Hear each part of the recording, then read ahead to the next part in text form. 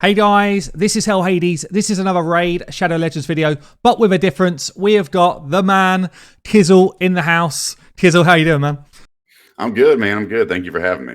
No worries. Look, so for those that don't know, I mean, I started content creation 11 months ago, and I'd say 12 months ago, Kizzle was the person that I watched all the time in Raid, like my first go-to content creator for Raid.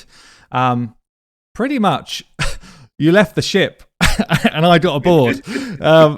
So You said it. Yeah. So I guess, look, for those that don't know you, just give a brief intro to yourself, Kizzle. How do you sort of tie in?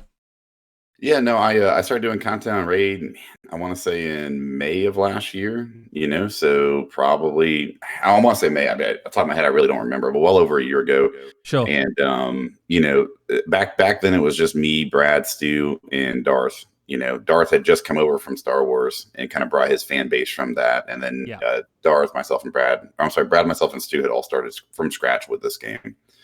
Although Brad likes to remind everybody that he was once upon a time ago some sort of pro Aristocrat player.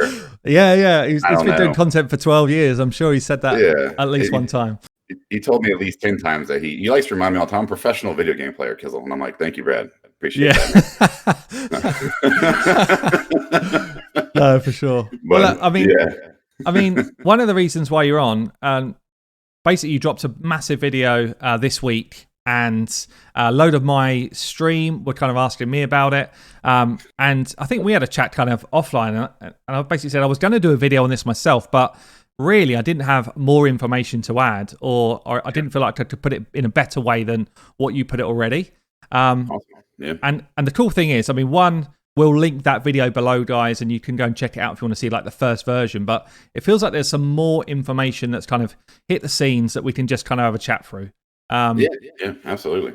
So do you want to give, like, I don't know, just like a quick brief summary of what that first video took on, and then we can just go into a bit more detail after that. Yeah, so basically there was, on Twitch streams, a few times now, I've actually like pulled up the annual report, and Aristocrat, who is the company that bought Plarium in 2017, they bought Plarium and they bought a company called Big Fish. Sure. But that's the parent company. They're publicly traded out of Australia, right? So when you're publicly traded, you have to release a quarterly report to your shareholders, your investors. I read them all the time at work. I buy publicly traded companies, privately held companies. I work in private equity, so I read those decks all the time to kind of see what people are doing, where they're going, how they're operating. And there's also something in the US called Edgar, which is different, but it's actually quite similar for publicly traded companies, but they don't have that in Australia. So a few times now I've pulled it up on stream, just because we were talking about Aristocrat, and kind of control F and did Plarium or did Raid. Yeah. And, I've done that since probably 2019, and it hasn't brought out a whole bunch of information. But on the Q2 2020 report, I was very surprised because I did it on stream, and when I control F'd it, they mentioned Raid, I want to say 9 times. They mentioned Plarium like 6 times. I might get those numbers wrong, but they basically mentioned the product more often than they mentioned the company. Which is really unusual, isn't it? It's really unusual to see that. Yeah. Very irregular, especially when you buy the company, because then you almost lose the faith of your shareholders. Like, why are you talking about the one product? Why aren't you like, what else does that company do? Yeah. You spend a lot of money on it. That's great. They have one great product, but do they have others? So it was highly irregular. And then at that point I said, okay, I'm going to do a video on this. And then as I started to kind of research, that annual report, think about the content, think about the changes that we've seen in the last couple of months. The first thing that popped in my head is whenever I see significant changes like this, it's a leadership change. There's actually one going on with the publicly traded company that I'm actually trying to divest parts of our company to right now that I work for full time. And they had a leadership change, where the contract expired for the CEO. That's the way they hire folks. And then I saw them go out and do some really different stuff, and it all clicked for me. I was like, maybe there's a leadership change, maybe there's some new blood in there, maybe they're listening to the players more.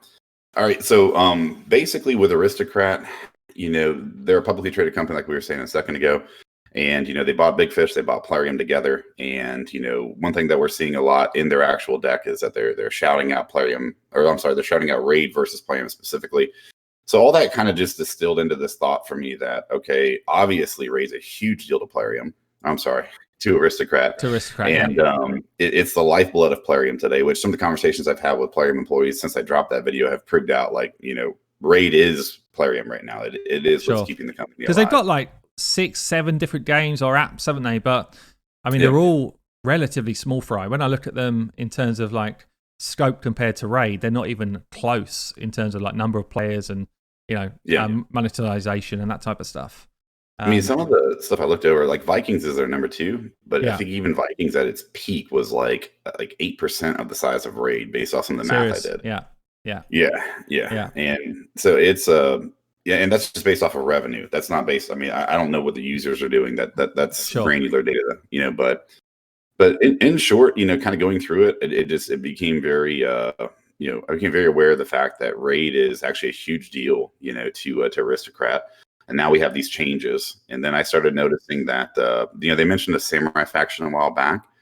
And that was not mentioned in the what's coming, the preview for Raid. Yeah. And, that sort of had me thinking to myself, maybe somebody was let go, And then right there, I thought to myself, well, it'd probably be like a CEO or executive level person. So I started with the CEO, and then I was going to start going down the list. Yep. And I mean, I typed in Plarium CEO, pulled up LinkedIn, and he was let go in July. Yeah, and it does feel like, just the whole kind of cultural feel to the game, the way they're interacting with community, it definitely feels like July is a trigger. I mean, it's also the same time that Darth decided to leave Raid, and there was a big kind of vote 1 for Raid movement that went on with that. And I wonder if that's a big part of the trigger. I mean, and I guess we've both had experience with this in the past, but certainly I've worked for big corporate companies that acquire businesses, and they acquire businesses, and often they accept part of their leadership team. And it might be that leadership team is due to stay on with that company or with the main mothership company for a number of years. And then, there's decisions about whether you want to continue that or whether you just kind of walk away with your paycheck. So there's potentially that was on the cards anyway. But I mean, it certainly feels like some triggers have been pulled, and all of a sudden since July, it feels like a different game.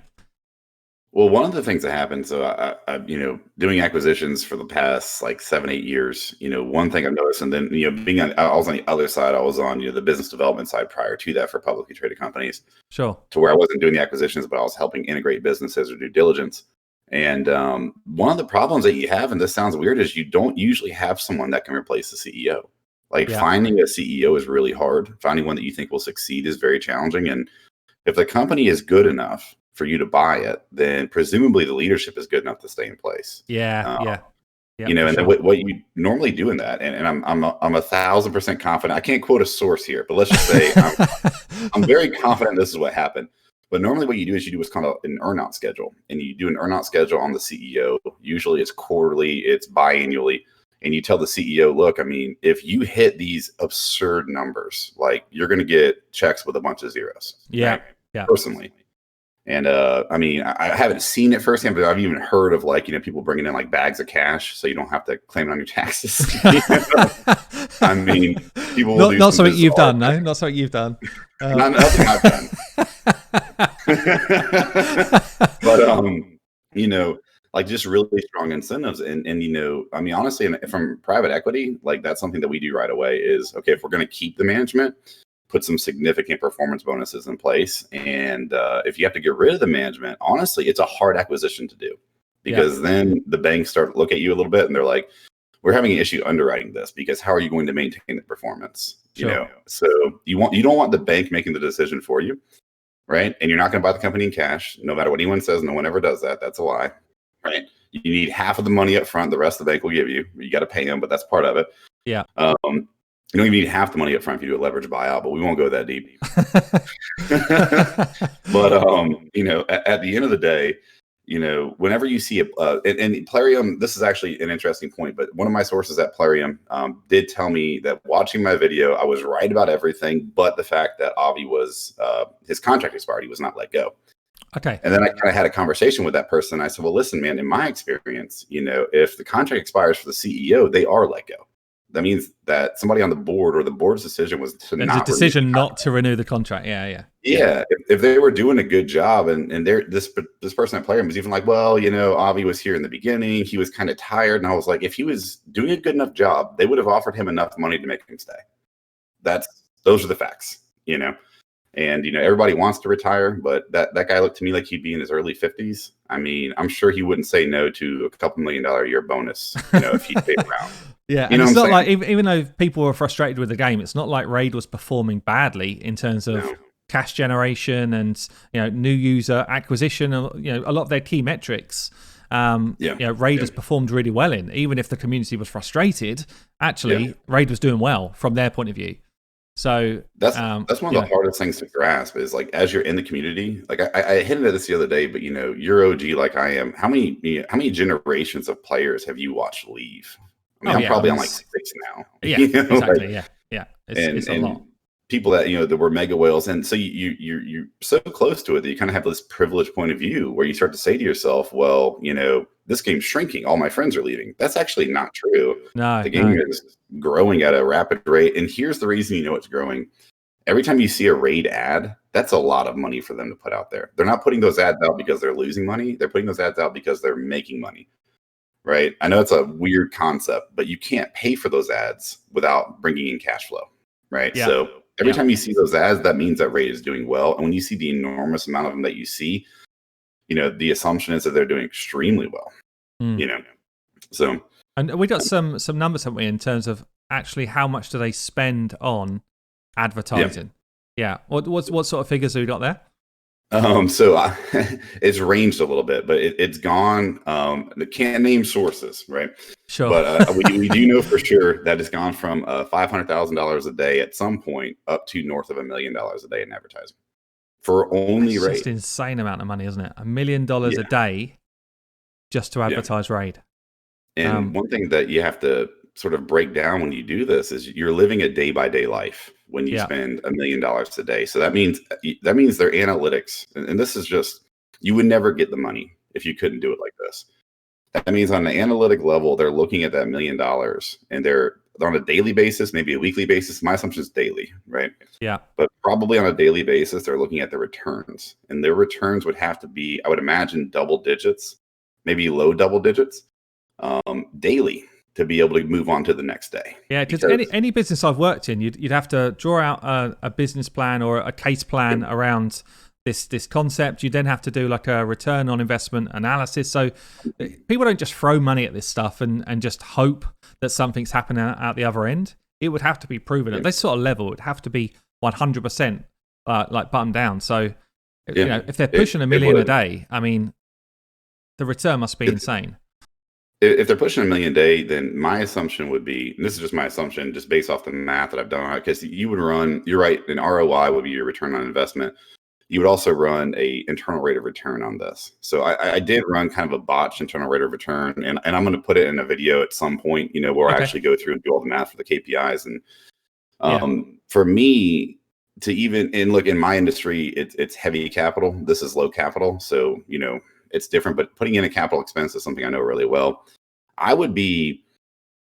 For me, I don't think the IRRs work, the internal rate of returns work, unless they're making 10% or $100,000, of that $1 million back every single day directly from the advertisement. In addition, yeah.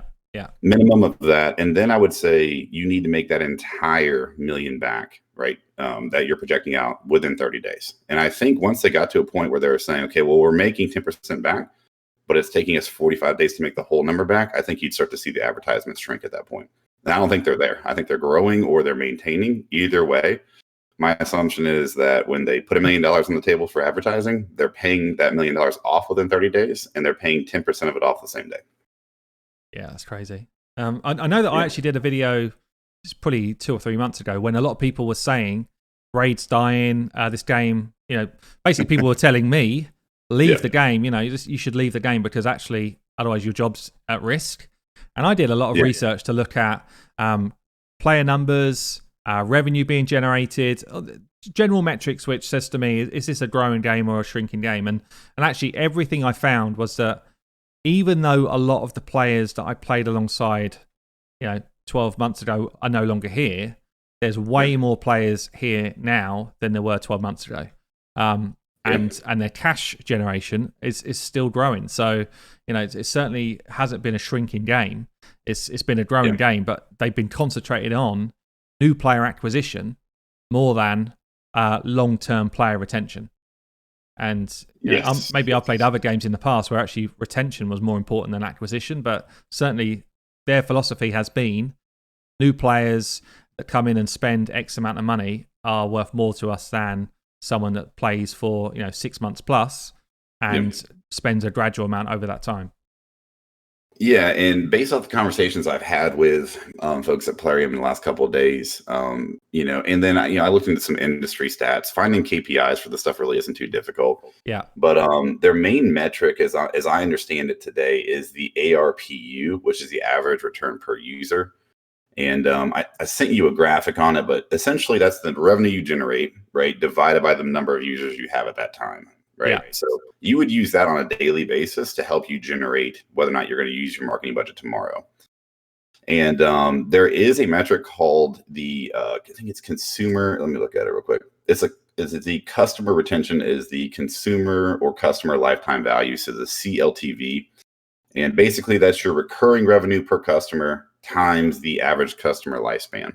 Sure. And what I did hear from some of the folks at Plarium is essentially I'm going to do videos breaking down how those work. I'm actually going to go in Excel, plug in some numbers. So folks, if they care about the KPIs, that they'll actually get a decent understanding of how that kind of stuff is generated. Okay. But at the end of the day, I don't think Plarium is very concerned, based off conversations I've had with what the customers are doing outside of a 9 month. I think they look at their customers in 3 cycles: 3 month, 6 month, and 9 month. Yeah. And basically, if you're playing outside of 9 months and you're spending the game, I don't want to say you're necessarily irrelevant to Raid, but they're not doing math to determine whether or not your money is actually part of their business plan. Because think about it, if you're the investor, you're sitting back and you're saying, listen, there's new gacha games every day. How long do you keep a customer? That's a significant component. Yeah. And even if you have customers that have been there for 2 years, you don't want to claim that. First of all, you've made your math more complicated. Second of all, if you can make the math work without that, then that's just upside. Well, if you can imagine, a lot of us were calling out for new content, but actually by those metrics, most players, after 6 months, let's say, are only just about finishing the content that is already here. So, the group that want the new content are probably not even in their sort of metrics, albeit we have got stuff coming through now, which is cool. It's really good. But, it certainly the whole kind of focus on, well, let's just keep the players we've got, or let's get new players in that experience this content for the first time, and they don't actually have a problem with new content because they're new anyway. It's, if you think about it hard enough, they're actually quite far from dumb and quite far from ineffective. They're actually highly effective. They know exactly what their game does. And then if you were a player that's been playing it past 9 months and you're frustrated because there's no new content, this is not the game for you, essentially. And frankly, you're going to have a hard time finding a gacha that is. Yeah. Right. Because it's counter to the business model. The business model is, 9 months is the furthest you can stretch it. But really, you're more concerned about that first 3 month period. That's where your revenue is really coming in, where, people basically, they want to hit, max level. They want to, get the next mission done, so, okay, you offer them a pack, they're throwing their money at it. Think about how much more money you spent in your first month personally, anecdotally. Yeah, definitely. Yeah. And you get those kind of level up packs. You get, you're more excited about champions coming in. Like nowadays, if I pull a good champion, look, I still want certain champions in the game, but my opportunity pool is much less because I've already got a good chunk of them. So there's actually just way more chance that I'm going to be disappointed than I'm going to be excited nowadays. Whereas that person that's pulling a legendary for the first time, or perhaps their first 2 or 3, it's genuine excitement about what they got. So I do get it. I do get it. The model kind of makes sense. It does, and unfortunately, this is probably going to go over the heads of most of your and my viewership, but especially mine. I think your viewers are smarter than mine. Didn't mean that, guys. Apologies in advance. Just all in all, HH is a more clever looking guy than I am. But if you think about like quantum mechanics, the first thing you learn when you learn quantum mechanics is that you have to, or like, let's make it simpler, geology. The first thing you learn when you learn about geology is that your perception of a timeline is not a good thing for that study. You have to forget about your perception of a timeline. You have to say, okay, I have to work really hard to be unbiased and unprivileged in the way I think, So sitting here today, playing the game for 9 months and going, man, like, this isn't enough content for me. Like, this game's terrible. Well, you're only thinking about it from your point of view. And if you're surrounded by people that have been playing the game for the same length of time that you have, then now you've diluted your point of view with other people. And you're living in this world that maybe you're the 1%, but you think you represent the 90%, but you don't. Sure. Yeah. Right. And it's a tough thing, but you have to kind of sit back, remove yourself from that for a second and say, what is happening around me that proves that the game is growing? And simply put, for me, the advertising. If the advertising, every time you watch a YouTube video, you see a raid ad. Until that stops, this game is growing. Yeah. That's the only way to look at it. As a content creator, I mean, that's the only thing. I mean, knowing what I know today versus what I knew 6 months ago, 9 months ago, the only thing I care about today is those ads still running. If those ads slow down, I'm going to find another game. Yeah. While those ads are going, I'm going to find some stuff to talk about. Someone said to me, how come you haven't removed ads from YouTube? And I'm like, well, because I want to see what's running on my videos. This raid's still there. I need to know that. I thought they were just like specifically finding my videos. And then like, I remember one day I wasn't logged into my Google. I was like, just generally on YouTube, not logged in from like a tablet or something. Yeah. And I remember I was watching like grappling videos and all the advertisements were raid. And I was like, I thought it was me. I thought they were just finding me, They were like, we got Kizzle, we have his IP address or whatever. We're going to throw these ads at him, Crazy. And I saw that and I was like, and then I remember one day I was literally sitting with my boss in Philadelphia having lunch and I looked up and Raid was on TV and it was a commercial. Serious? And I was like, hey man, do you watch how often do you see that? He's like, oh dude, they run that thing all the time. And I was like, really? Yeah. Yeah. Like you can't get away from it. You cannot escape. That's it. It's everywhere. So I guess that with all we've said there, so change of leadership, that's cool. Yeah. It feels like that's made a bit of an impact. And even though they're still focused on new user acquisition and kind of short-term spend, I feel like we've definitely seen an improvement in terms of how the game is moving right now. Yeah. We've seen just two really recent cases of the player base having a really strong thought about something or really strong feedback in an area and actually Raid reacting to that. So, 3v3 Arena felt like the cheaters shouldn't receive the main prizes.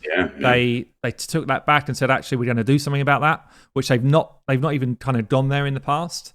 And that's not a new kind of message. So that's cool. And then literally today, we're due to have a ×2 sacred event over the weekend. And they said for the first time, we're going to throw a ×10 over the top of that with Marta. And then there was a real kind of strong community feel of, well, if we got Marta, we don't want to pull another one.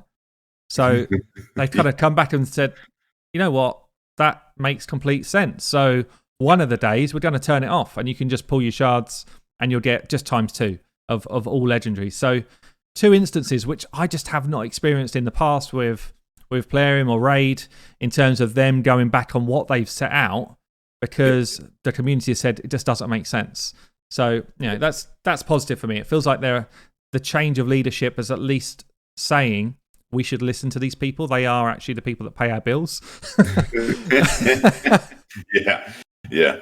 And no, I totally agree with you. And to kind of drive that point home a little bit further, I don't remember exactly what it was. I can try to find, if I find it, I'll link it in the comments below. But Darth uncovered something a while back from Aristocrat. And I don't know where he got it from, but it basically was talking about, it was either a letter to their shareholders or something addressing the amount of negative reviews in the Play Store for Raid. And essentially Aristocrat saw that and was like, okay, now keep in mind, Aristocrat, their business is like when you go to the casino, you pull the lever down and, slot machines, that's what they make. This is the whole digital venture that they're selling to their shareholders today, right? That is based off of Raid and Big Fish. And then I don't know if we mentioned it earlier, if we had stopped me, but actually found out on September 1st, Big Fish laid off 1/3 of its workforce. And so Big Fish Big Fish, where do they sit in the hierarchy again? So they own Raid, is that right? Or own Plarium? Sorry. No, so Aristocrat, when they bought Plarium, they did 2 acquisitions that year. They did Big Fish and they did Plarium. And the way they sold that to their shareholders is saying, well, we're moving away from that in-person lever slot machine. We're going into digital gambling, right? Right. Big Fish was sort of half of that strategy, and Plarium was the other half. Now, Big Fish laid off 1/3 of its workforce on September 1st. I sent you an article on it, but you can put it in the comments or however you want to do it. But not a good thing. If you're Plarium, if you're Aristocrat, so you've had to newly acquire a company, you've integrated it, and then you've had to turn around and reduce its size by 33%, right? And the fact that happened while Plarium and really Raid is still growing to the extent that it is, it puts so much more focus for Aristocrat as Aristocrat's leadership. Yeah. So if you're the parent company, you just told the shareholders, okay, guys, we're moving away from this thing where the bingo machines, the slot machines. We're going to the digital age, and this is how we're going to do it. We bought Big Fish, we bought Plarium, right? And Plarium's got one, money generating machine right now, and that's Raid. I'm sure Vikings, maybe pay some of the bills somewhere, but at the end of the day, it's an older game. It's very old, and it's on its way out the door. Whereas Raid is the cash generator, and it's the only real thing that Plarium has today that's doing exceptionally well. And now Big Fish, presumably is failing pretty bad because they've had to reduce the workforce significantly. So think about it. You're the CEO of Aristocrat. You've sold all of your shareholders in this digital experience, right? One of the companies that you bought is failing, right? That happens. You win some, you lose some. However, when you lose some, you better have a really bright, shiny story sitting right next to it. Yeah. Yes, guys, listen. If I'm the CEO, I've written stuff like this for CEOs before, and when I was younger. But I'm sitting there and I'm like, guys, listen. It's beautiful to hear my old CEO actually say the things that I wrote for him. By the way, because he was so good at selling it. I thought I sold it well, and then listen to him do it. I'm like, man, that dude's good. Yeah. He'd be like, guys, listen. We went out there, we bought 2 companies, we diversified ourselves. But we're learning through this process. One of them failed, but one of them is doing exceptionally well. So you win some, you lose some, but we are very diverse in our acquisitions, and we got half of it right. And now we're going to move in. We're going to take some of those cash flows from the side we got right in Plarium and Raid, and we're going to go to Big Fish and try to revamp it. We're going to have people from Raid go try to educate the Big Fish group. You'll see all that sort of stuff kind of come in.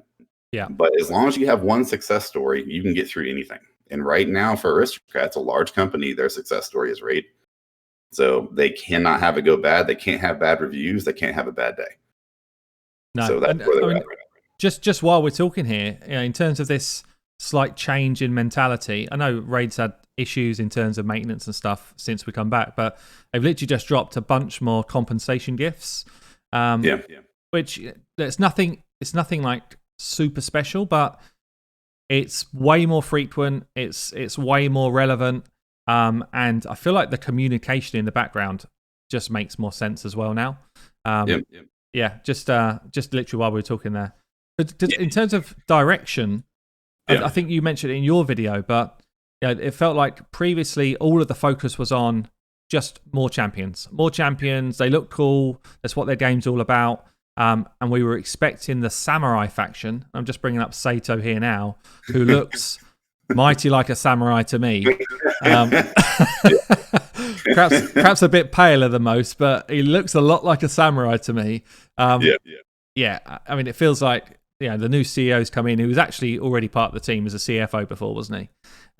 He's come in and basically changed direction and said, look, forget that. Let's focus on actual content. Let's focus on trying to work with the community to engage them in the game. Absolutely. And the thing about the new CEO, I mean, if you have if you can put a link to it, I know a lot of folks have asked about it, or I can comment with a link to his LinkedIn or whatever. It's not necessarily doxing; it is totally Googleable. So if you put yourself out there that much, don't be upset if people find you. Yeah, exactly. Yeah. But it's a person with an MBA, a finance background. So the good thing about that at the end of the day is those are people that understand budgets, they understand spending, they understand how to grow a company. Whereas I think what you had in the former CEO was sort of the more creative individual. So more of your I don't know if Steve Jobs is a correct, comparison, but somebody that's probably more meant to have some cool ideas and try to make it happen. But the finance person, the reason the CFO is so directly tied to the CEO is the CEO's job is really to lead. usually the business development teams to be creative, right? But once you start creating things, the finance side has to come in very hard to maintain them and grow them. And it's good to see a finance person take over, even though they're pre-existing, because it's going to be a person that probably has already signed these checks for these marketing budgets and has a very real idea of the company's potential growth. Yeah. And at the end of the day, it's going to be a person that if they see a bad day is going to demand answers. Whereas somebody that's more creative is going to expect bad days. They're not finance related. They're not about the bills. They're going to say, well, we're doing really good. I mean, we built this thing in my garage. It's great now, And it will be like that. That sort of person is, but look how good these new champions look. Like, because that's what they want, isn't it? It's like, forget the numbers this week. Look at this new champion that's just coming through. Doesn't he look cool? Look at his flaming sword. It'd be like. You're totally right. I mean, I think you're spot on there. They're the ones sitting there like getting excited about it. I mean, the graphics team's probably making champions that look like them. Getting them real distracted. Like, man, look at this guy. He's handsome. He's a good looking dude, right? You need to get him in the best faction. What's the best faction? Let's make this guy overpowered. But a finance person is educated and trained to take a step away from all that, look at the numbers. And I think that, and I do believe full-heartedly that RAID is managed on a day-per-day basis. So with that being said, I think the finance person is managing it in that way, and any bad day is going to have an answer. And then I think somewhere along the line here, we've learned that it should be maybe a little bit obvious, but we've learned how important comments are and reviews are to RAID in the App Store, essentially. Yeah. So they're going to, anytime they have that patch right now and, the game lags a little bit, I think they're going to try to sweeten the pot, make you a little happier, put some stuff in your inbox so that maybe you're not, this game sucks, totally unplayable, lagging immediately after the patch, can't even enjoy the new content. You're like, hey, these guys give us more free stuff than anyone else does. Yeah. And actually, I actually think that the patch was more successful than they thought it would be. And the servers have just massively struggled with the amount of players coming back to try it out. It feels like, and I don't think we've had a patch drop that has encouraged old players back in the way this one has. So, they've done something right from that point of view. It's a shame that those players have come back to the experience of maintenance days and that type of stuff, because actually you probably lost a good chunk of them again. But, I mean, honestly, it was the reason I came back. I talked to somebody pretty high up at Plarium a couple of days ago, and like one of their first questions was, what do you think of the promo? What do you think of the directions we're heading? And I was like, man, honestly, I watched that video and I thought, okay, cool, I'm coming back. Cool. And I know it made them really happy to hear that, but at the end of the day, they also kind of came in, and this is a very high up person in Plarium, but they were like, now we're going to stick to it. Like, we are going to be on this. Like, we are no longer going to be sitting back and accepting the fact that we're not, And I mean, it was funny because in that conversation, that particular individual was kind of like, well, the CEO wasn't fired, but everything here is different. Yeah. So I was like, yeah, man, I mean, he wasn't fired. The contract ended, but the contract wasn't renewed. That's how a CEO gets fired. But fair enough, everyth's different. And I did ask that question several times. I said, does it feel different over there? He was like, absolutely, it's totally different. So what do you think then? What do you think going forward? Because just to sort of wrap up what we're going through here, I mean, what is this? It's well over 2 years on market. Like you say, there's other games that pop up every 5 minutes, really, which are going to be the one that takes down RAID. I still feel like RAID, compared to any other game that I've tried, it holds a lot of trump cards versus the market. I'm not saying it's the best game in the market, but it holds a lot of trump cards in terms of this style of game. So, I mean, what do you think the future of RAID's going to be like over the next 6 months? It's a really good question. So I had one really big fear up until really yesterday with RAID. And my fear was that they didn't hire consultants, right? Right. Now, in private equity, we hire consultants to tie our shoes, man. I mean, really, we'll have a thought and they'll be like, before we, go hire a consultant, make sure we were right, and it's kind of, it's, but at the end of the day, the good thing about it is you always keep yourself in check, because now you have an objective third party. They show up and say, you might be a little bit wrong there. But a lot of the folks that I spoke to after putting that video out that reached out to me were consultants, and it shocked me. So basically, that sort of flipped it a little bit, and it allowed me to kind of start to look at Plarium in a little bit different of a light. But it's possible that they're not ignoring the player base, that they're really struggling with the significant growth that the game has, right? Yeah. that's the challenge. I mean, if you're trying to build something new and somebody shows up from Aristocrat and says, hey, by the way, I just saw that League of Legends or that PUBG did something really cool. We want to be them. You go do it. Yeah. You know, and that's the kind of stuff I think they're dealing with today. And that's hard because now you have to appease the overlords, you know, and you have to continue to grow the game and you have to fix all the problems that it has. It's a problem of resources and time. But the fact that they're bringing in consultants makes me feel a lot better. I couldn't sit back and tell you that they're going to get everything out that they put in that video in 6 months. I'd like to think that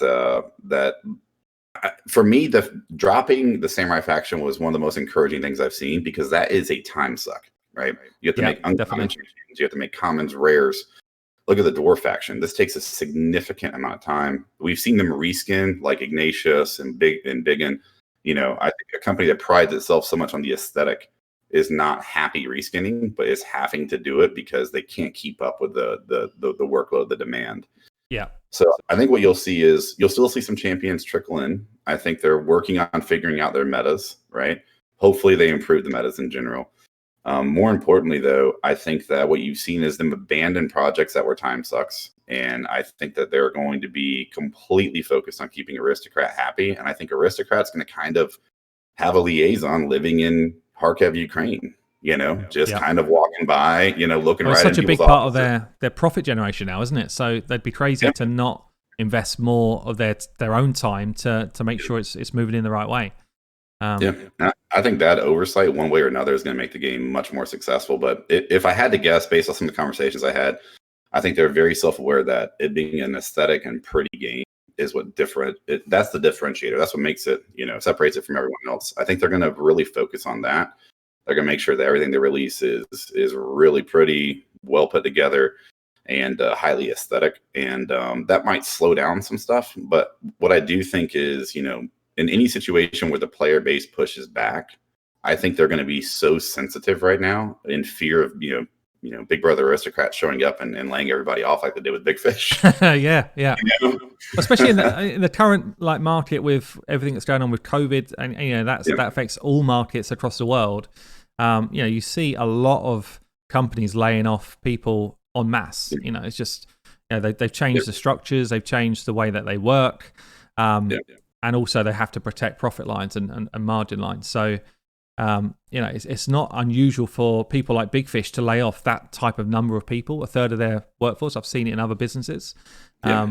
But I guess it's encouraging that Plarium, Raid are not under that same umbrella at the moment. So, yeah. It is. And then I would say to anybody that's playing, like, fear not, though. If there is a couple bad days, what companies like Aristocrat will do is they hire McKinsey. And if you don't know who McKinsey is, Google it. They are the company that comes in and saves companies. They are incredibly expensive, but you hire McKinsey and they're just a bunch of people that went to Harvard and Wharton and, you know, the best schools in the world. And they come in and they say, for a boatload of money, they say, this is precisely what you have to do. This is how you're going to do it. And we're going to do it within 30 days or 60 days and everything will be better, you know? And they have an incredibly well-proven track record. I've worked with them numerous times. So yeah, if there's more issues, you know, that's what I mean. If Aristocrat hired me as a consultant, I would walk in and say, you have to hire another consultant. You have to hire McKinsey, you know, or Bain, one of the other groups. And, you know, people moan and groan about it. But then when they come in, they use all their, you know, they give you all their success stories. They tell you how they've done it so many times over. You're kind of like, so how much do I need to pay you guys? Like, where's sure. where do I sign? Where do I sign? Quickly. Let's go. But right now, Raid is what's keeping, you know, Aristocrat's digital platform alive, right? So they cannot let it fail.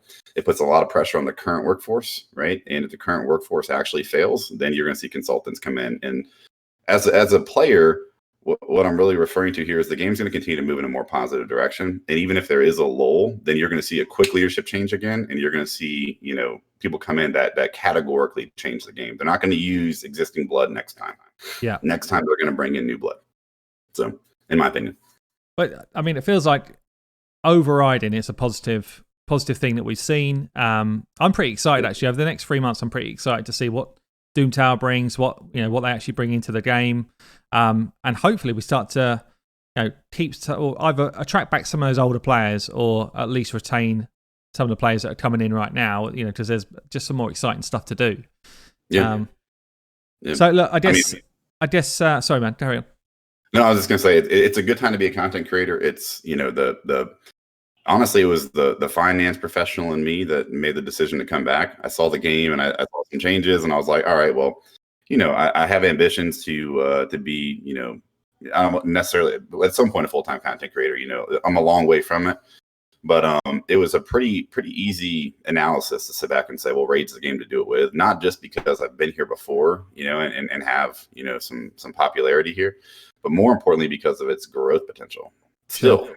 It's not a dying game. I mean, everything we've seen in the last couple of weeks proves to us that it's very much alive and it's growing. So I think that's good news for the player base, across the board.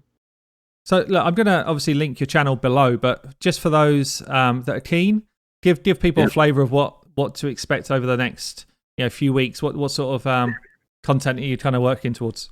Well, I mean, I'm going to do, so I came back to the game. I'm probably in the higher mid game. So I'm going to do some guides on how to take yourself from mid game to in game, because it's essentially what I'm doing right now. Sure. I actually have one of the scripted. I'm going to try to get it out today, that's more conceptual. And then we'll dive into, champion specific, like, okay, what champions are going to take you from mid game to end game and what you should do with them. What artifacts are really imperative to have to go from mid to end, how to go from brutal to nightmare to UCB, and most effectively.